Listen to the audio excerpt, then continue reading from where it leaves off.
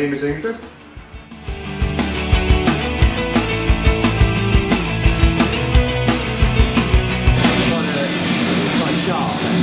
Something I mentioned yesterday, I think because the barley is going to be a wee bit tartness and just leave a bit more sweetness in the beer. I might balance it out a little bit. Yeah, okay. As opposed to being just dry and tart, maybe just too much. Yeah. Too intense. Okay, so we'll aim for a slightly higher mash temperature than we usually do then, and that'll leave a bit of residual sweetness in the beer.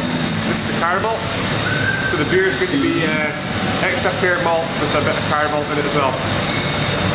So this is the kind of classic West Coast IPA base, I guess.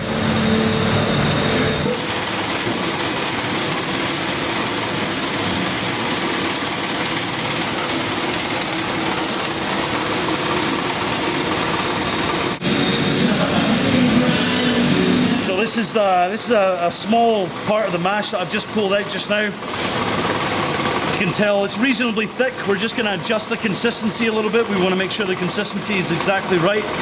And our temperature just now has cooled down a little bit. It's in 66 degrees. We're aiming for about 67. So I've just got to adjust the water temperature a little bit and make sure that that's bang on, so we get the right mash temp going through. I'm blind. They say beer makes you blind, you know. And they got a point. What we're doing now is we're actually mashing in, which is the sort of hot, sweaty part of the brewing process. The water's coming out here, mixing up with the mash. It's very hot water, and what I'm trying to do is make sure that it gets a nice amount of movement in the mash, so it doesn't set too hard. So here it is. There's a lot of malt going into this mash tun right now. This is obviously quite a malty beer that we're going to be producing, this double IPA, with some exciting hops, but we're going to tell you about that a little bit later on. But for now, I'm going to have to keep working here. This is hard work, people. Don't anyone let you say, tell you that making beer isn't hard work, because it is. One thing that does concern me slightly is that we just put 625 kilos of malt into this thing, yeah? And at the moment the water's going to drain down. And eventually it's going to start getting some of the enzymes, the sugars, the fermentables that we're after. And that's going to go over here into the kettle a little bit later on. But the problem is, we put 625 kilos of malt, and I don't know if you know about this, Patrick, but that's got to come out again. And that means this, and that means a lot of shoveling in the next few hours. Just so you know. Basically what's happening here is that the water has been sitting and stewing in the mash, in the malts. It's been extracting all the sweetness, all those malty sweetness that we want from it.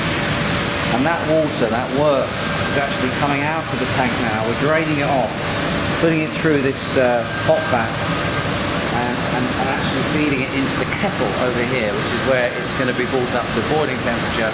And then we're going to do a little bit of fun with some hops. We're going to start adding some hops. First set of hops right at the beginning. I think it's a 90-minute boil, and then we're going to add a second batch of hops, and then we're going to really start hopping it after that. Inner sanctum.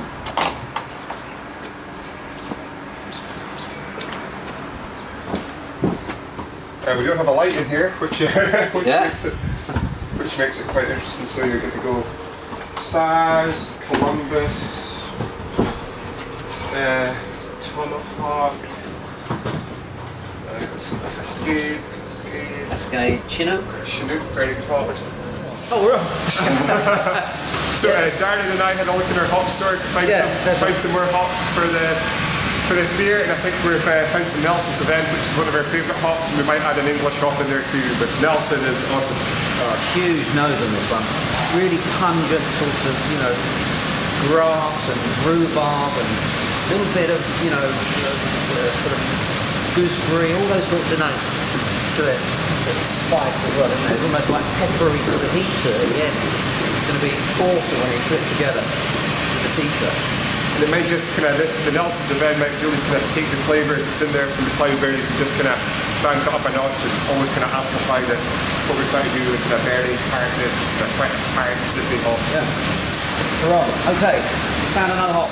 Cool, yeah, so this is a Travelling Cross, which is an English hop, which is also good to use in there. And it's very different to the other hops we're using. It's much more herbal, earthy, spicy, kind of almost peppery notes in there with a little bit of kind of black pepper and a little bit of kind of bramble and black currant. But it's good to add a bit of kind of earthiness to the beer, and it'll be quite a contrast, but maybe add balance to the sippy, sharp, snappy, citra and Nelson from it. Exactly, and that's what I think we need. We need something to mix it up. We've got, you say, earthy, orchard, sort of, you know, autumnal fruit. Yeah, it smells like autumn, actually. That's going on. And of course, you've got these, you know, these hot cones here. So a wonderful addition. So hopefully those are going to play off each other beautifully. So it's great. Double IPA. We have cloudberries, citra, family sauce, Nelson Sauvin, and a hot Swedish blonde. It's what you wanted, people. It's what you wanted. So this is the beer that you chose. This is the beer we're brewing. The good thing about this as well, if it's not good, I have nothing at all to do with it. It's fantastic, all my idea. It's 5 minutes before the end of the boil, and this is cloudberry time. Cloudberries now, all the way from the frozen north of Sweden to the frozen north of Scotland-ish. And yeah, this is it really. This is kind of like this is the point of it all, the Cloudberry Double IPA. Quite rare sort of berries that we've brought all the way over here, and we're just excited about throwing them in. So we've got 2 kilos going in for the last hops at the end of the kettle, and then we're going to have 20 kilos in the fermentation time, post-fermentation. 20 kilos. And what we have here, of course, is a bag of hops. Pretty big one at that, so that's also going in as well. So these are the final hops. I've got some Dammling Cross, got some Citra, and got some Nelson Sauvin.